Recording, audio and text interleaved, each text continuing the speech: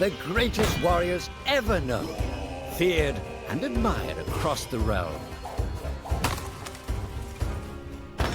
Ready to fight once more for the glory and prosperity of their people. This particular village was home to two young Vikings, Vasker and Oddmar, destined for greatness by decree of the gods themselves. Unfortunately, the gods did not tell them of this plan. Just as he had countless times before, Oddmar farewelled his parents. They always returned to him. This time was different.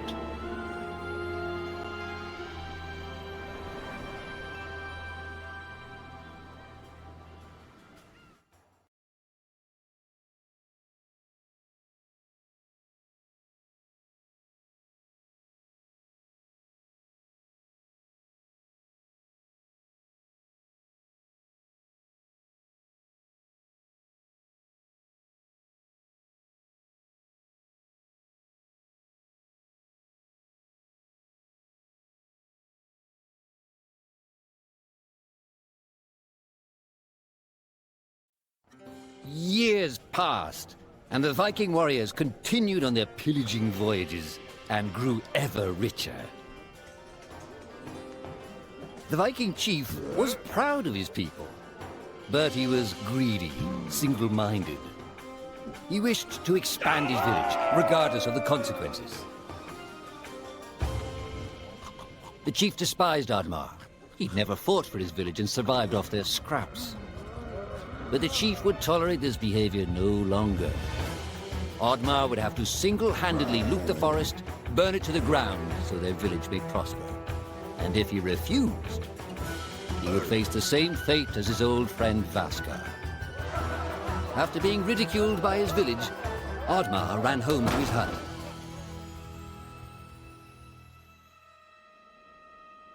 Oddmar felt hurt and lost. He loved his people, but he couldn't be what they wanted him to be. Perhaps he thought he wasn't a true Viking. Maybe some sleep would do him good. Oddmar couldn't believe his eyes. At his side was his long-lost friend Vasker. And in front of them stood the hallowed gates of Valhalla. "Wait!" cried Oddmar, as his old friend stepped into the light. In front of Oddmar appeared a strange apparition, a forest fairy. She condemned Oddmar's selfish ways and his squandered potential. He had let down those closest to him. He did not deserve a place in Valhalla. But she offered him a deal, a great power.